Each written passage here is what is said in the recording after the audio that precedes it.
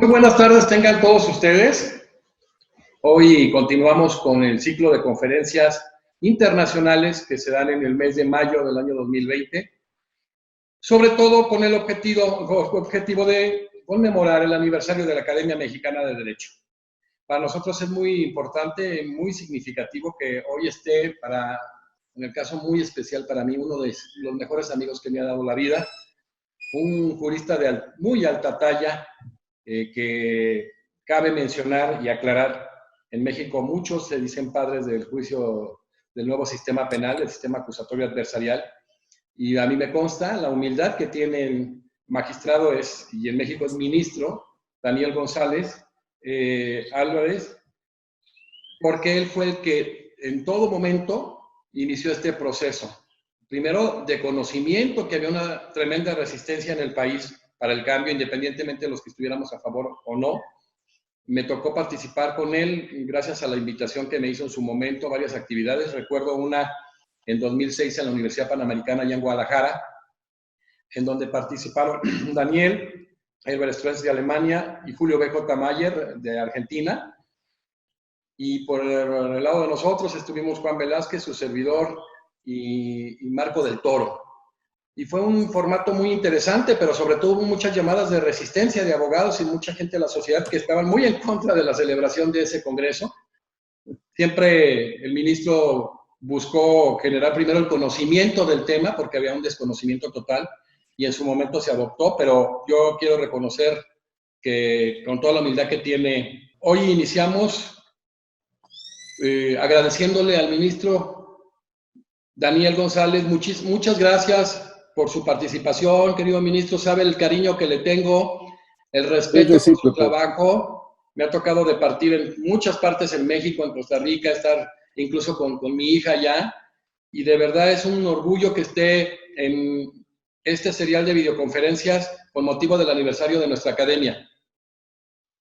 Muchas gracias, doctor Naveja. En realidad para mí es todo un privilegio.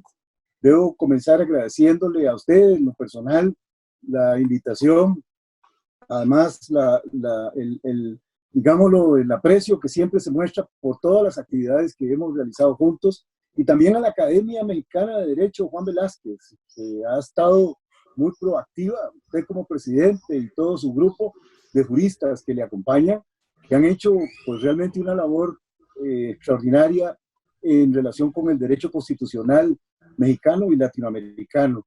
Muchísimas gracias por abrir estos espacios y por dar estas oportunidades de diálogo, ¿no?, en este medio. Muchas gracias.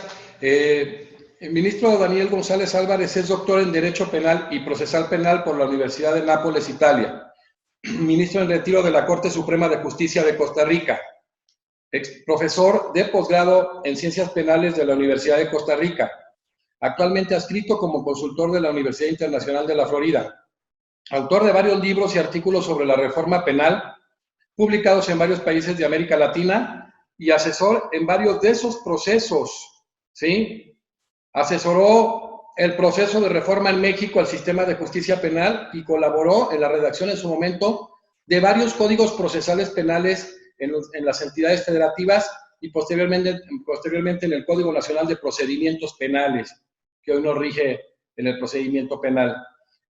El tema a abordar es la apelación como instrumento de defensa de derechos fundamentales, un tema muy interesante que, como otros muchos, maneja a la perfección el ministro Daniel González Álvarez. E iniciamos porque va a ser una plática muy constructiva, una plática que va a ilustrar un tema toral que a veces es conocido muy superficialmente. Entonces, ministro, tomando en cuenta que usted fue uno de los impulsores de la reforma procesal penal en México, ¿por qué usted tiene la convicción, o tuvo también en su momento la convicción, de que en México debía cambiar totalmente su sistema procesal penal? Bueno, muchas gracias. Bueno, esto es una pregunta solo para dedicarle a conversar del tema, ¿no? Pero en realidad en México se presentó una gran discusión, como usted lo señala, y una gran resistencia, como se presentaron en casi la mayoría de los países de América Latina que realizaron una transformación de su sistema de justicia penal. Y hubo mucha desinformación. primero, un gran desconocimiento por lo que realmente es el sistema procesal penal, oral, adversarial, acusatorio. Digámoslo, la versión latinoamericana, porque normalmente estaban muy influenciados por la televisión a través del sistema norteamericano. Digámoslo, el proceso penal de Hollywood, porque no es ni siquiera tampoco el verdadero sistema procesal penal norteamericano. Pero algunos consideran que la reforma era fundamentalmente para introducir la realidad con el propósito de satisfacer, digámoslo, ciertas presiones de organismos financieros internacionales, presiones del gobierno de los Estados Unidos, ustedes que lo tienen tan próximo.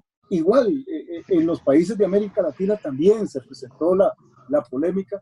Y yo creo que es importante, por lo menos, aclarar, porque si uno considera que la reforma realmente se introdujo para satisfacer estos intereses, o bien por una cuestión de moda, estaríamos, digámoslo así, muy deslegitimados para entender cuál es el verdadero significado del proceso penal oral en Latinoamérica y particularmente en México. En realidad, hay una razón fundamental, histórica, básica, y es a propósito de que hoy que vamos a hablar de los recursos como instrumento de defensa de los derechos fundamentales, y es que el proceso penal, en los términos en que lo teníamos planteado los países de América Latina, México incluido, no, digámoslo así, no era respetuoso o no respetaba de ninguna manera los derechos fundamentales de las partes, derechos fundamentales reconocidos en las convenciones y las constituciones, y México también en la Constitución federal y las constituciones estatales, donde se dan una gama de derechos fundamentales para el imputado y incluso para la víctima y para todos los sujetos del proceso, que el proceso penal no satisfacía. Y entonces la necesidad de que el proceso penal se convierta en un instrumento de garantía, porque el proceso penal es fundamentalmente derecho constitucional reglamentado. En realidad, si usted se fija, en el fondo los derechos fundamentales del imputado no cambiaron. Sigue siendo el derecho de defensa, el acceso a la justicia, la posibilidad de ofrecer prueba, de desahogar prueba, de que un juez resuelva, etcétera. Siguen siendo los mismos.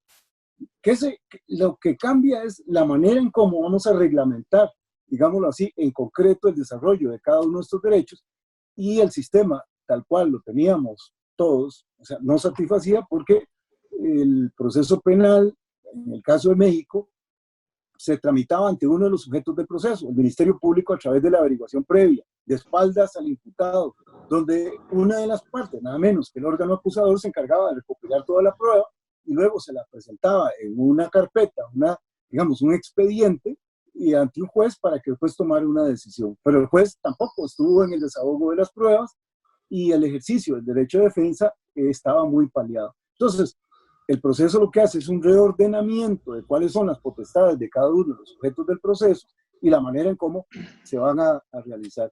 Yo creo que entender, digamos, lo que la verdadera esencia de la reforma es el respeto a los derechos fundamentales de los sujetos involucrados en el proceso, esa es la esencia del cambio y no hay otra.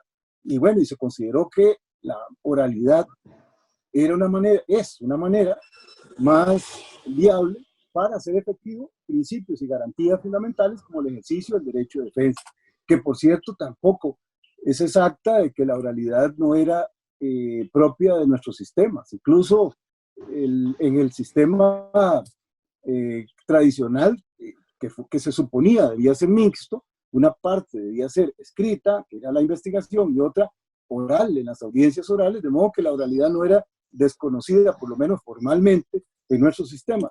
Y además, toda la justicia indígena fue oral. Toda se desarrolló. De modo que incluso si nosotros pues vamos a nuestras propias raíces, a nuestra propia identidad, tendríamos que decir que lo que estamos haciendo es introduciendo elementos fundamentales de nuestra propia cultura, como es la oralidad, que era propia del ejercicio de las potestades. Pero bueno, nos iríamos, y retomo su pregunta para engarzarlo con el ejercicio del derecho de defensa, porque, o sobre todo con el tema de los recursos, porque precisamente en este concepto es que se engarzan todo el tema recursivo. Los recursos, digamos lo que hay, siempre hubo una posición tradicional de que el control del órgano superior ante un recurso formulado en un proceso penal era fundamentalmente un control de legalidad. Un control para verificar si un determinado acto procesal se había cumplido conforme a la ley. Y la ley podía ser la Constitución o la ley secundaria, no importa, pero fundamentalmente una violación legal, digámoslo así. Y esto fue una posición muy positivista que consideró que, digámoslo, que el desarrollo del recurso, lo que le atribuye al órgano examinador es una potestad para verificar si se han o no cumplido las formalidades de la ley. Esta tesis, digámoslo así, en realidad viene a confrontarse con lo que hoy constituye la defensa de los derechos fundamentales. Porque hoy, si bien se dice que los recursos, la base de un recurso puede constituirlo una violación a la ley, en realidad la esencia o digámoslo así, la columna vertebral de un recurso es una defensa a una violación a un derecho fundamental, que es el agravio. Y ahorita tal vez lo vamos a comentar.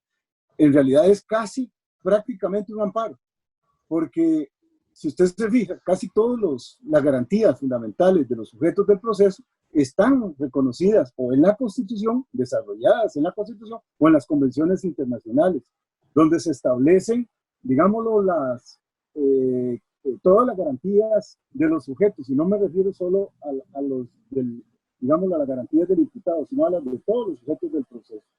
Entonces, el recurso en realidad es un instrumento de defensa de derechos fundamentales, como lo es también el amparo, nada más que en jurisdicción ordinaria. Y aquí lo que estamos haciendo no es ni más ni menos que llevando a la práctica ideas de grandes constitucionalistas como Fixamundi, que consideró siempre que la defensa de los derechos fundamentales en realidad es una garantía que deben tratar de cumplir, de exigir todos los jueces, en realidad no solo los jueces constitucionales, es decir, todos los jueces son jueces de control de constitucionalidad, incluso los de la jurisdicción ordinaria, porque todos tienen que hacer efectivos los derechos establecidos en la Constitución y en la ley. Cuando un juez hoy de control o alto es un juez de garantía o de control, determina que no hay bases para vincular a proceso a un sujeto, lo que está haciendo es verificando que no se dan los impuestos previstos en la Constitución y en las convenciones para sujetar procesalmente a una persona. Y eso es una garantía constitucional establecida en la Constitución, donde se señala la necesidad de que haya una base para estimar como probable que se haya cometido un hecho punible y que el imputado haya tenido algún grado de participación. Ese examen es lo que el juez está haciendo para indicar, no se dan las bases para vincular a proceso, o sí se dan las bases para vincular a proceso, estableciendo el ejercicio de la garantía. Y esto es básicamente lo que, digamos, lo que constituye la esencia del recurso de apelación.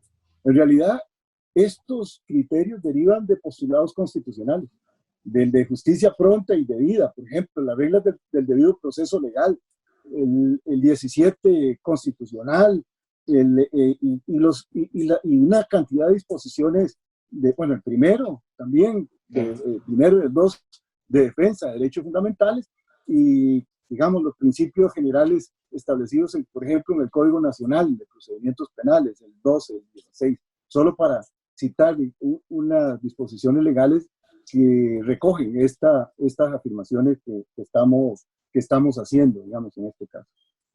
Perfecto. Ministro Daniel González, México ratifica la Convención Americana sobre Derechos Humanos en 1981. En 1988 la jurisdicción de la Corte Interamericana, pero realmente se entendió mucho la esencia de esta obligatoriedad, de esta vinculación a todo el sistema interamericano por parte del Estado mexicano hasta que se constitucionalizó este tema, el artículo primero, 13 y 29, sobre todo en el tema del primero, el 10 de junio del 2011. Bajo este tenor se establecen ya los derechos de doble fuente, que usted ya mencionó, fundamentales en el sistema interamericano.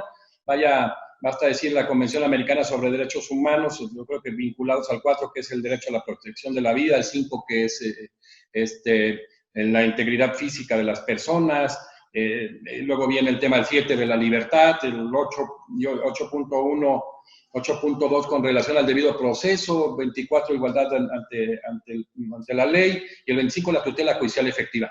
En ese tenor, con la experticia que siempre se ha tenido en el tema del nuevo sistema, en derecho constitucional, porque cabe aclarar que el ministro Daniel González es un histórico que participó en la maravillosa ley de jurisdicción constitucional de 1989 en Costa Rica, una constitución costarricense del 49, con una extraordinaria reforma, vaya, el tema de la rigidez constitucional, donde se crea la sala constitucional, que es emblemática y que mi amigo, el ministro, participó en lo que para muchos de nosotros puede ser el primer Código Procesal Constitucional. Lo debato mucho con Sergio Díaz Ricci, que es el generador del primero, pero es un extraordinario cuerpo normativo.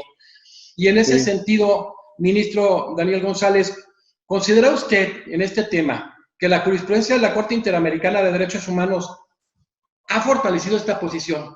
Que, bueno, como usted muy bien lo sabe, pues usted es un estudioso del derecho constitucional y particularmente también de todo lo que es la convencionalidad, digámoslo, la necesidad de la defensa de las convenciones internacionales en nuestros países. Efectivamente, y Costa Rica fue el que dio, digámoslo, el mal ejemplo, porque fue a propósito la primera sentencia, digamos, que viene a señalar bases para indicar cómo debía regularse un recurso en un sistema de oralidad. Fue contra una sentencia... ¿El caso Herrera? De caso Herrera Ulloa, efectivamente, versus Costa Rica, ¿no? Y en el 2004, la Corte Interamericana vino, bueno, ya había dicho, ya lo había señalado en votos anteriores, que la apelación, que la casación, porque lo que teníamos no era una apelación, sino una casación, así le denominamos nosotros al recurso contra la sentencia, como muchos de los códigos procesales mexicanos le denominaron casación, y hoy se regresó a la terminología apelación, pero bueno, la casación satisface los requerimientos de la convención, que exige el derecho de recurrir para el imputado, establece dentro de los requisitos, digamos, dentro de los derechos fundamentales del imputado, el derecho de recurrir contra la sentencia condenatoria, siempre y cuando, y ahí viene el siempre y cuando, se establezca, digámoslo, de una manera sencilla que le permita al tribunal, de una manera amplia, examinar totalmente cuáles son los antecedentes del caso para poder juzgar y determinar si hay o no hay una violación de derechos fundamentales en el caso concreto.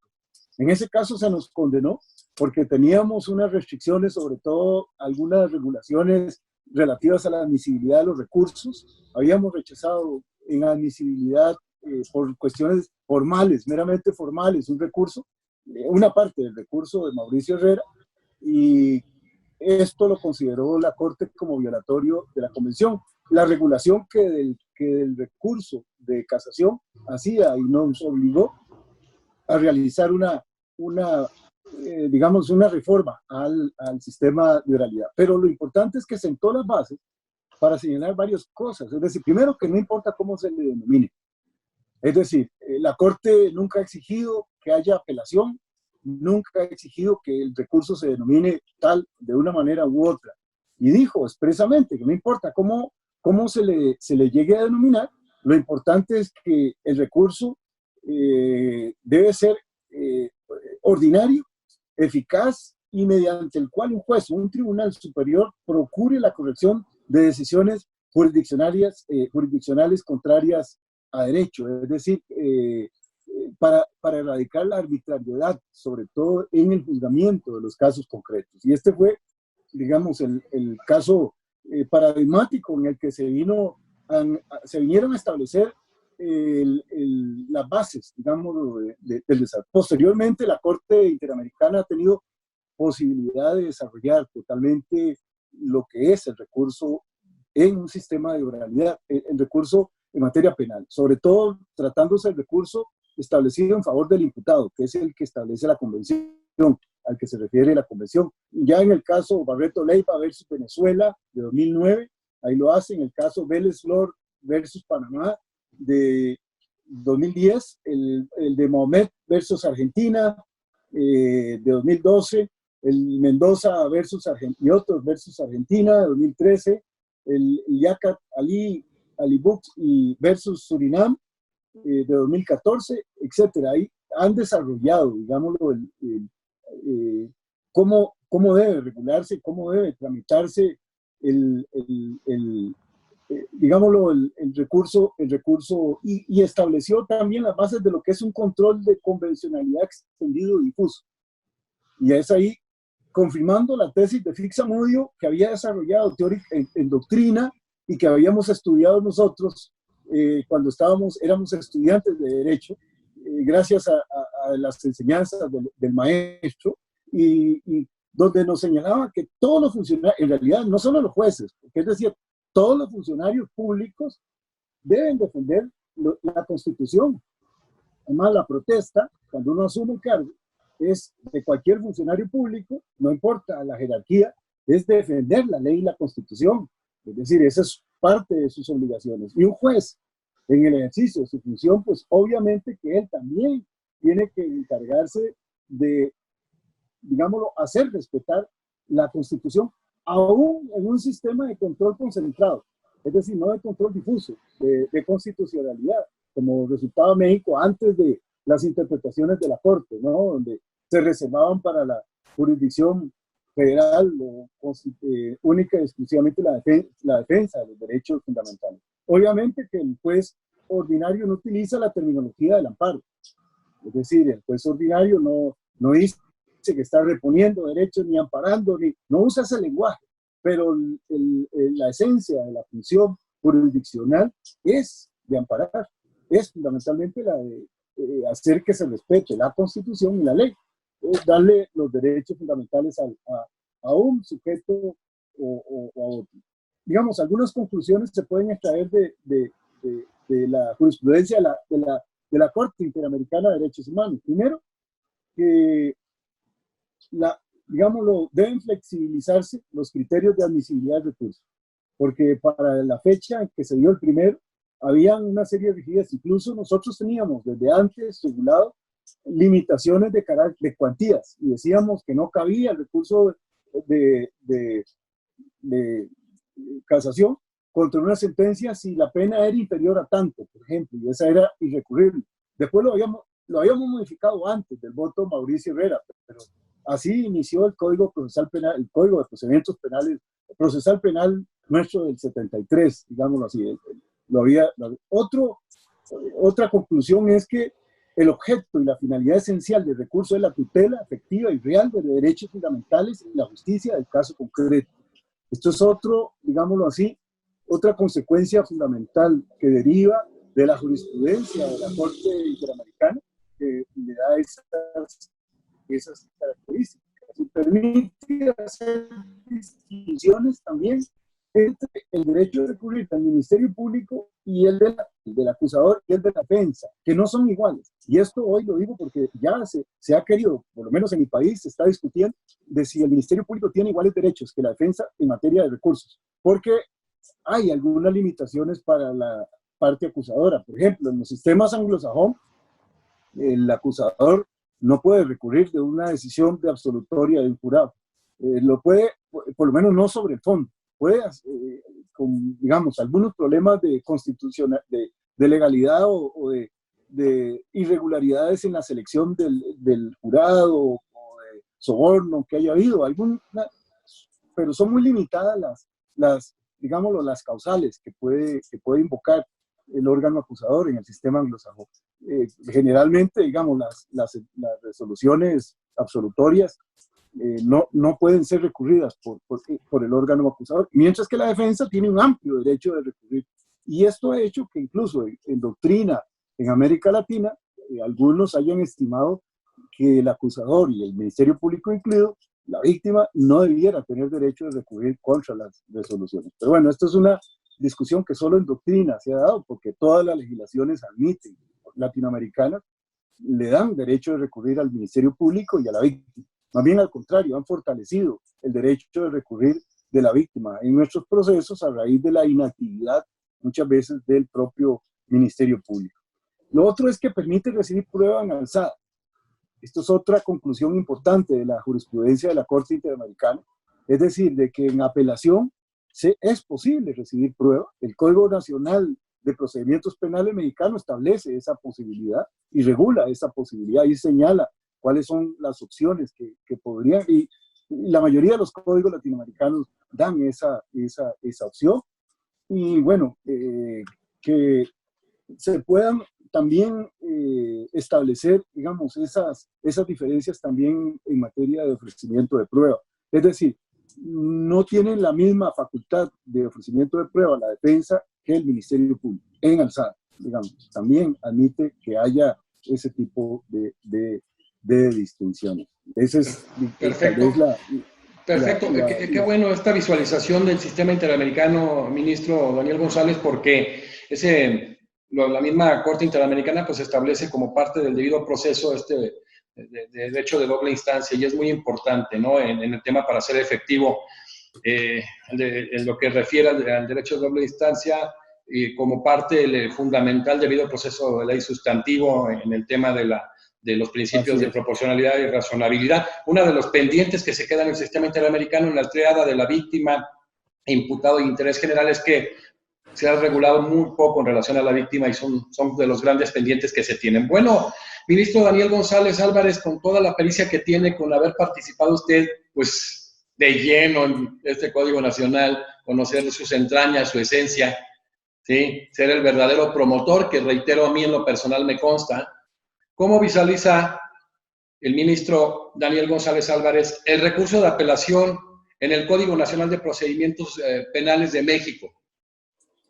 Bueno, fue una situación curiosa cuando se estaba en la redacción del Código Nacional, porque hubo una discusión sobre el tema de la terminología. Primero, de la terminología. Es decir, primero el señalar si debía o no establecerse un recurso diferente contra las resoluciones dictadas por un juez en la etapa de investigación, en la etapa intermedia, y la resolución dictada por un tribunal de oralidad en la fase de juicio oral.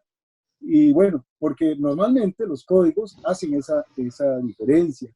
Incluso establecen apelación para las resoluciones interlocutorias, digámoslo así, es decir, la que no le ponen fin al proceso, y establecen la casación, generalmente, digamos, en una nomenclatura clásica, para los recursos contra la sentencia, o las que le ponen término, el sobreseimiento definitivo, las que le ponen término al proceso.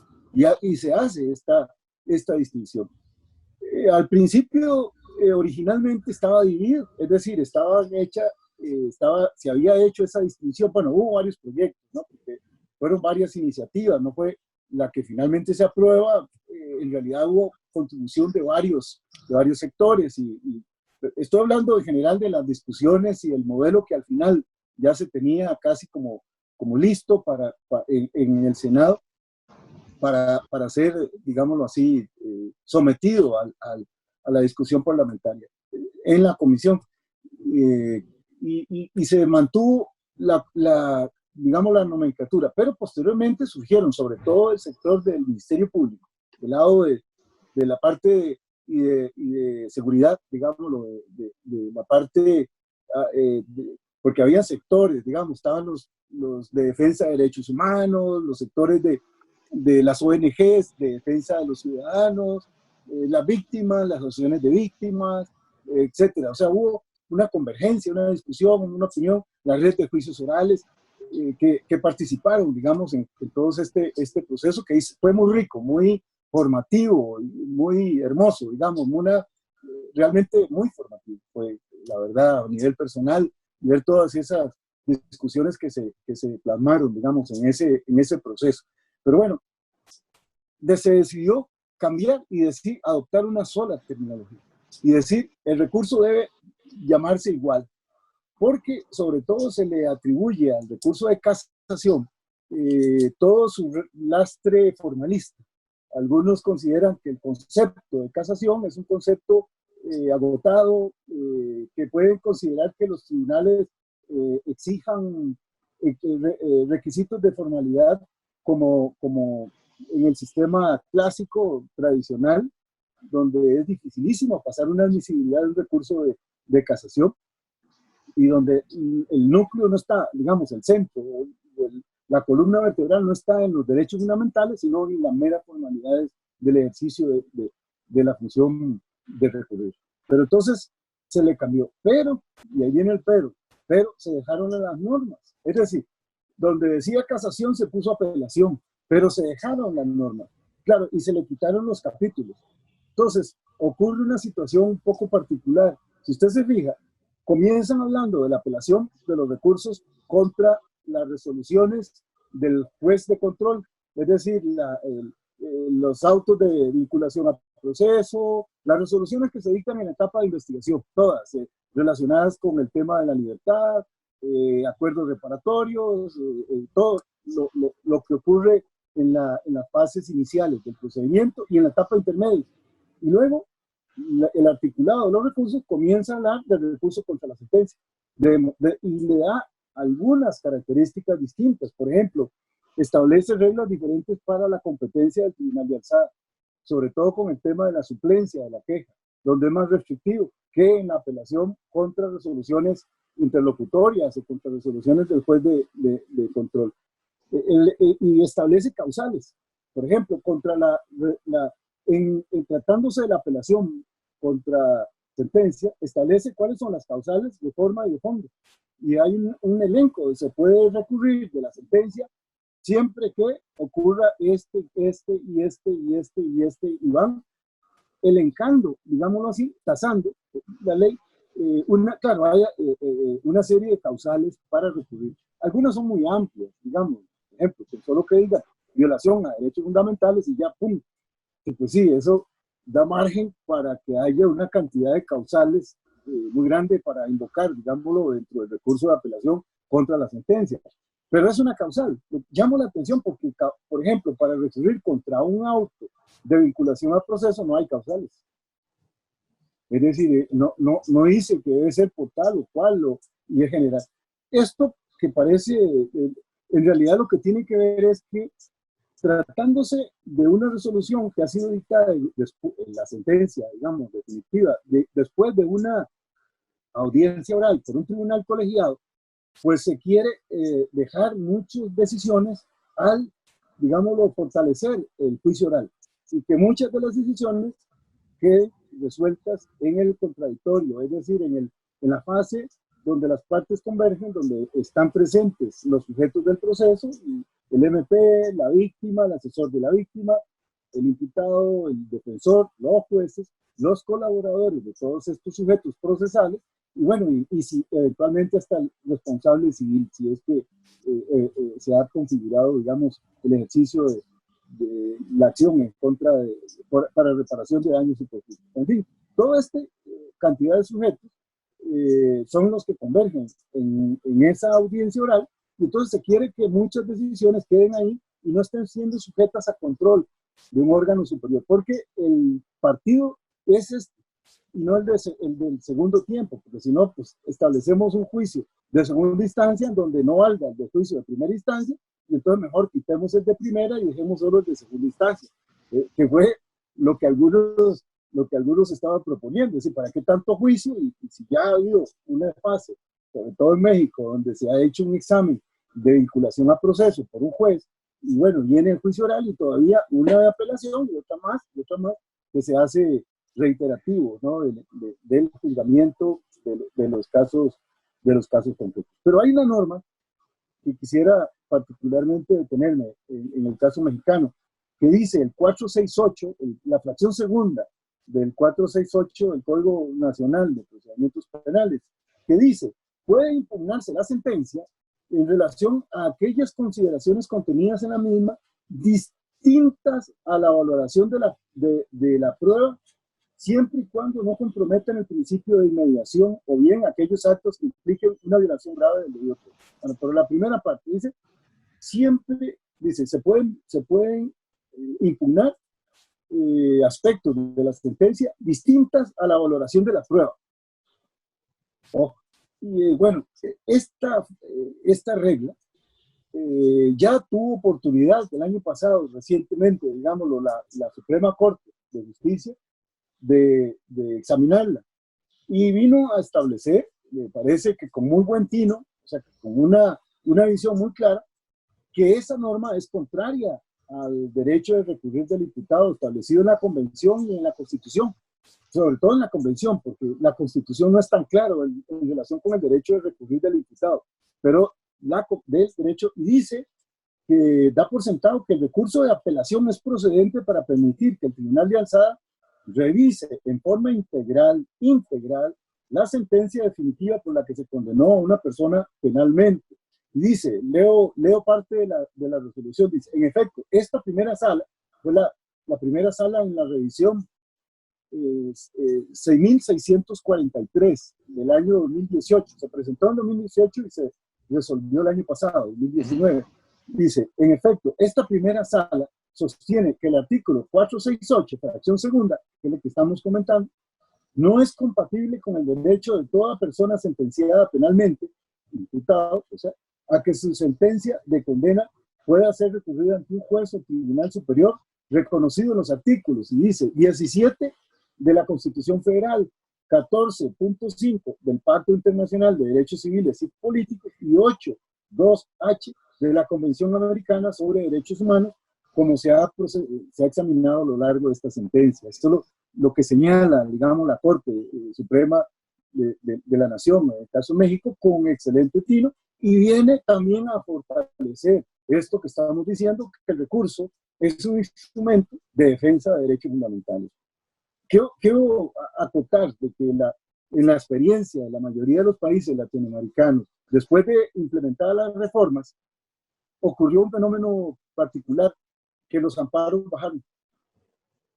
Bajaron la necesidad de que la defensa de las garantías fundamentales tuviese que producirse en una jurisdicción distinta a la penal ordinaria, ya dejó de ser tan necesario, porque el sistema de suyo, o sea, obtiene mecanismos propios para la defensa de los derechos fundamentales. Esto, a mí me gusta mucho reiterarlo, no solo, bueno, siguiendo, digo, a los maestros como Fixamuy, y quiero decir que este es el desarrollo, digamos, de esa idea clásica de que incluso aún en un sistema concentrado de control de constitucionalidad, los jueces, todos los jueces, deben y están en la obligación de hacer respetar los derechos fundamentales y de ser garantes del cumplimiento de esos derechos fundamentales, o sea, todos los jueces, y esa es su función, digamos, esencial. No solo eso, sino que le da, digamos, una nueva vida, un nuevo aire a los tribunales de alzada, a los tribunales estatales, es decir, donde no es necesario recurrir a la federación para que me proteja mis derechos. Yo como ciudadano me siento mejor que sea mi propio tribunal de mi estado el que viene a tutelarme y dentro de la jurisdicción ordinaria a través del ejercicio cotidiano de los recursos. Además, por el defensor ordinario, porque no todos tienen los recursos necesarios, sobre todo la clientela del sistema penal, tienen los recursos necesarios para ir al amparo, o sea, para contratar abogados constitucionalistas con el propósito de ir al ejercicio de la jurisdicción constitucional, que es más, digámoslo, que es más engorrosa en todos los casos. Pero bueno, yo creo que será la jurisprudencia, digamos, y el retome de estas funciones. En México se va a dar el camino, digamos, para el ejercicio de esta nueva vía jurisdiccional, digamos. ¿Pueden impugnarse los hechos y la prueba de un recurso en un recurso de apelación, no obstante se afecte el principio de inmediación? Este ha sido un tema muy debatido, porque en nuestro sistema, porque originalmente, como le decía, el recurso de casación o el recurso contra la sentencia estaba señalado como un control de mera legalidad. Pero es importante, a propósito de esta observación que usted hace en la pregunta, para resaltar que el recurso, en realidad, hoy también permite examinar hechos y examinar pruebas.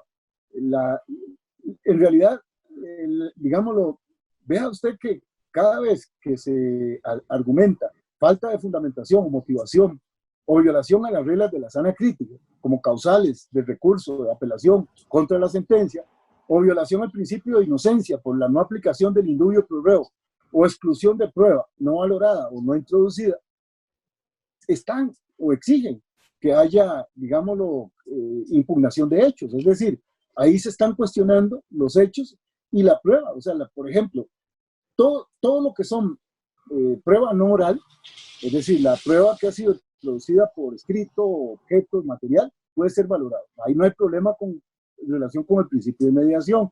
El Tribunal de Alzada tiene las mismas potestades para valorar, por ejemplo, toda la prueba que no sea oral que el Tribunal de Juicio, porque no hay inmediación. Es decir, él puede valorar igual el documento, puede valorar igual, ahí no hay inmediación. Es decir, el Tribunal de Alzada puede observar esa prueba de igual manera como la vio el Tribunal de Juicio. El problema está con la prueba oral, pero también la prueba oral debe ser a través de estos mecanismos, como la violación, para reconocer la violación a derechos humanos o derechos fundamentales, exige la necesidad de que entre a la valoración de prueba y a los hechos. Y esto ya hay digámoslo, se ha aceptado. Incluso hay un trabajo muy ya antiguo, de los años 90, cuando estaba muy en boga esto por el tema del formalismo de la casación en materia penal, de Enrique Basigalup, que se llama así, la impugnación de los hechos en el recurso de casación. Justo, o sea, en el tema donde señalaba, en España, es decir, como miembro del Tribunal Supremo Español, de la Sala Penal del Tribunal Supremo Español, y desarrollaba ya la necesidad de que esto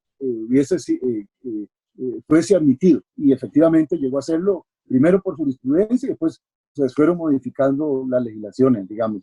Y el tema se superó. Y esto tiene, como le he reiterado, un fundamento constitucional.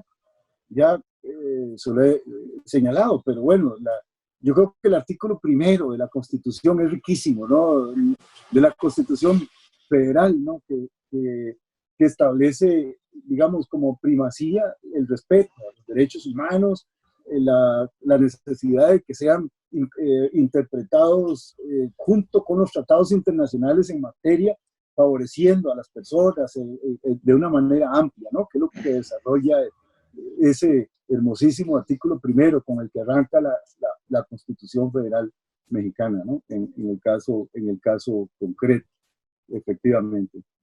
Perfecto. Es que sí, es un artículo extraordinario que ha cambiado toda la vertiente de la Constitución Política de los Estados Unidos Mexicanos con precisamente la integración normativa e interpretativa de los derechos humanos. No sea una interpretación conforme como surge en el sistema interamericano, y que es una exigencia porque son totalmente vinculantes en este sentido. Ministro Daniel González, después de lo que ha usted señalado muy atinadamente y con mucha claridad y nos ha ilustrado sobre todo en estos temas de derecho interno, de lo que se ha gestado en América Latina, en el derecho internacional de derechos humanos solo aborda la interpretación conforme que surge en el caso Radilla Pacheco contra México a nivel interamericano, y todo este tema de derechos fundamentales y derechos humanos, a un experto como usted, pero de veras un experto en el sistema acusatorio, pero aparte un experto en derecho constitucional y en procesal constitucional, un verdadero experto. Yo le reitero mi alta estima como uno de mis grandes amigos, hemos departido incluso con la familia, con su hijo maravilloso, así que es relator, y con mi hija, pero con esa experticia que usted tiene, ministro, me encantan esas vertientes. ¿Cómo debe estructurarse una violación de derechos fundamentales a través de este recurso de apelación? O sea, es muy importante, estamos viéndonos en toda América Latina, en Italia y en España. Así es. Bueno, primero reiterarle que el respeto y la admiración y el cariño son recíprocos, mi estimado doctor. Así que, mire, en el tema, a mí, de la forma de impugnar, digámoslo, el recurso, yo siempre le digo a los operadores de todos los sectores, sobre todo, bueno, el ejercicio de la defensa, pero también incluso a los del propio Ministerio Público y la víctima, pero todos, de que observen de que el agravio todo el núcleo central del recurso es el agravio. Es decir, afectación, digámoslo, y no el mero formalismo de la ley por la ley. Yo siempre parto y les pongo un ejemplo. Digo, bueno, una violación incluso constitucional no necesariamente implica que haya que invalidar el proceso. Ni siquiera siempre que no constituya un agravio. Y es que, le digo, ¿pero cómo? Le digo, sí, claro, muy rápido, donde, por ejemplo, les pongo el ejemplo donde, bueno, a un imputado en un proceso no le aceptan la prueba, no permiten que el defensor hable o le rechazan indebidamente una prueba que él había ofrecido en su momento procesal oportuno. Y no se la admite el tribunal por determinadas razones. Digamos, porque llegó tarde el testigo o lo que sea. Y no hay un problema porque trajo solo la licencia y no trajo la credencial del lector. Y todos dicen, no, con licencia no. Y porque no trajo y le rechaza al testigo. Y resulta que el testigo era esencial. Entonces yo les digo, bueno, eso es una violación al derecho de defensa. Sí, claro. Pero ¿justificará o no un recurso para que se invalide la sentencia? Y todos pensando, sí, claro. Pero bueno, yo les digo, les estoy haciendo una trampa porque yo no les he dicho que lo condenaron. Y resulta que el tribunal lo absolvió. Es decir, en este caso concreto es para ponerlos a reflexionar. Yo digo, yo no dije que la sentencia era condenatoria, yo solo dije que si era un vicio que justificaba recurrir contra la sentencia. Y bueno, ya, porque quiero resaltar el agravio. Y entonces digo, bueno, a este lo absolvieron. Esa violación al derecho de defensa no viene a plasmarse en un agravio, porque al final, a pesar de que se violó nada menos que la Constitución y las convenciones internacionales que establecen el derecho de defensa y la posibilidad de que el imputado pueda ofrecer prueba y la obligación del tribunal de recibírsela, y que no se respetó, no implica una afectación real.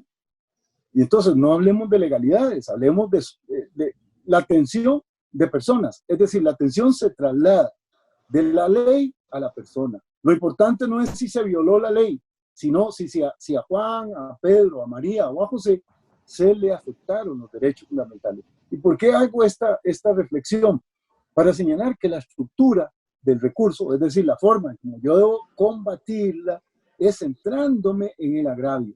¿Qué es el agravio? El agravio tiene tres elementos fundamentales. Y es, primero, cierto, constituye una violación legal.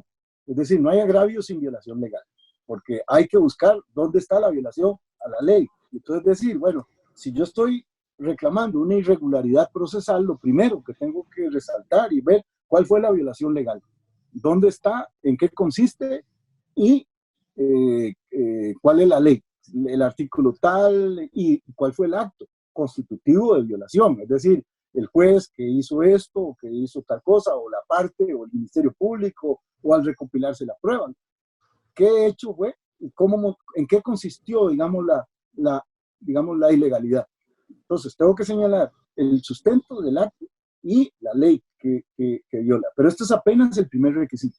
Falta, digámoslo, dos más que son fundamentales, por eso pongo ese ejemplo, que es la afectación real, porque a veces, aun cuando haya violación legal, no hay afectación, como en este caso, digamos, bueno, sí la hubo, pero al final no trasciende, que es el tercero, que es, digamos, el segundo es que haya una afectación real, pero una afectación real a la persona.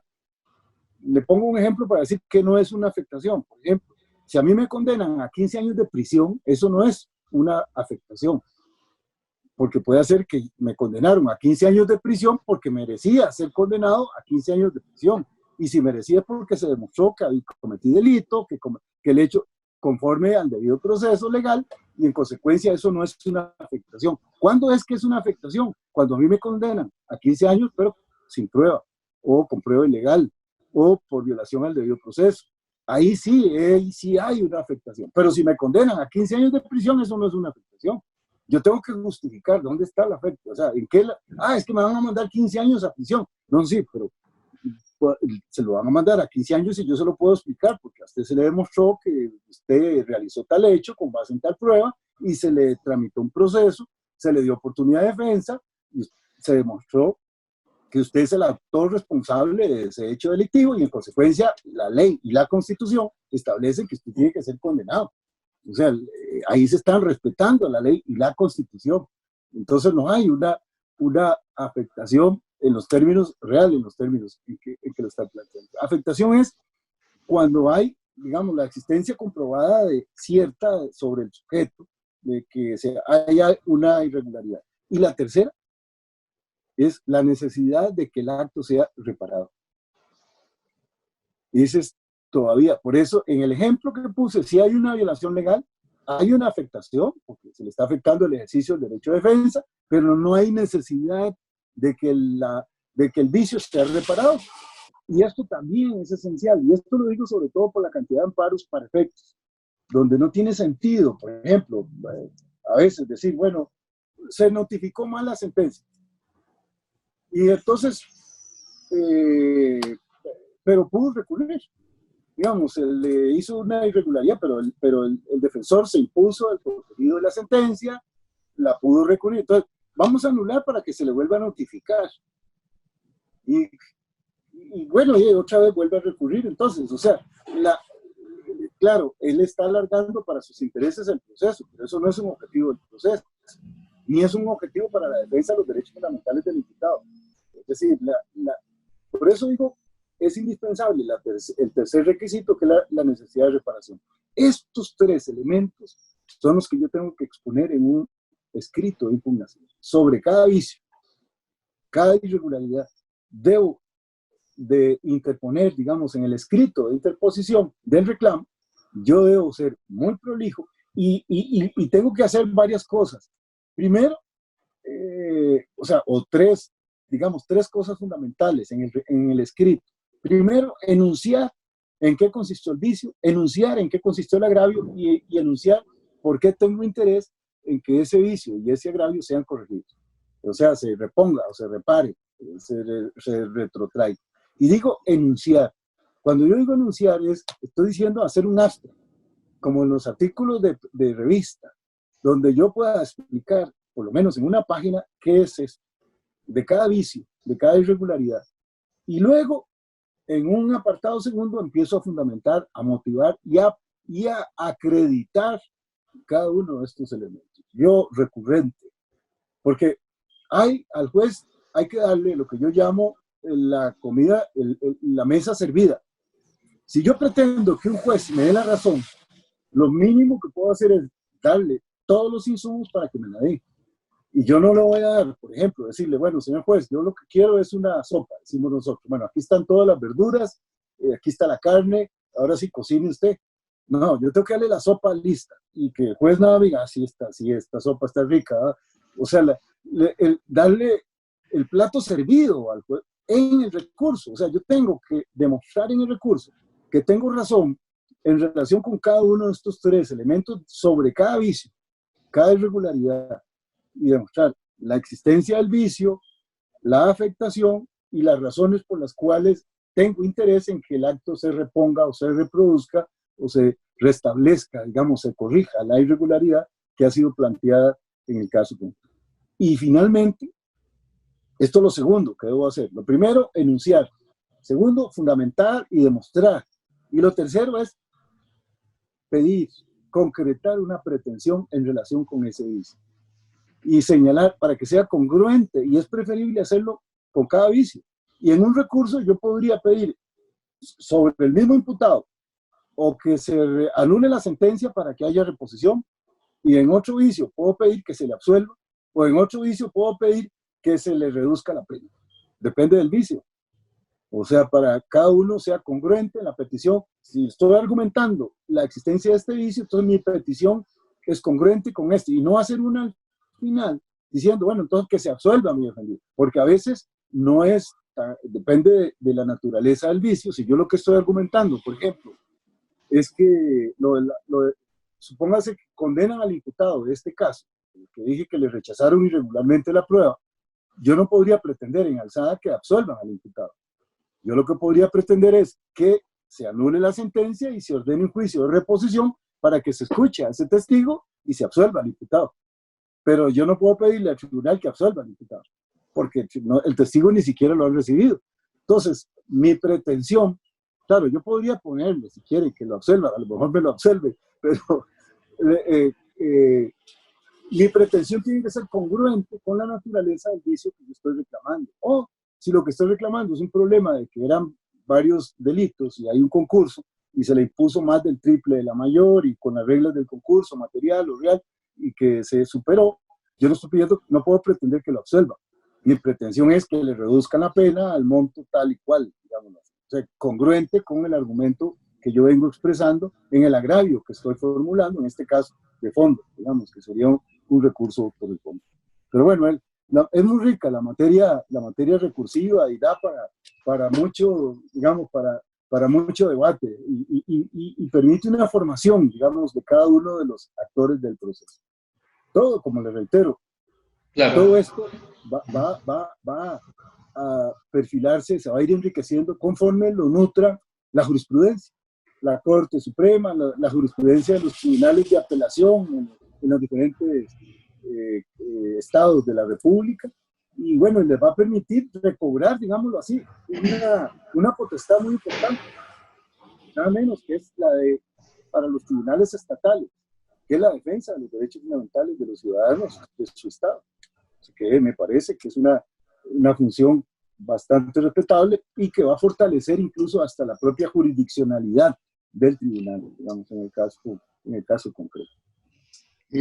Pues una conversación extraordinaria, muy poco tiempo. De hecho, vamos a generar para junio un pequeño taller con varios de los magistrados federales, locales, y bueno, vamos a comprometerlo, querido ministro, porque para el tema de los agravios ocupamos más tiempo. Y bueno, antes de concluir, quisiera mostrar una obra que tuve el privilegio, en lo personal, de participar, que es en reconocimiento a 2 trayectorias extraordinarias de juristas latinoamericanos. Esta obra, que donde se reconoce la trayectoria de Daniel González Álvarez y que participan Juan Velázquez, un penalista invicto durante 50 años en México, Daniel González Álvarez, con un artículo muy interesante, el derecho a recurrir del Ministerio Público según un control de convencionalidad, es un tema ya acordado.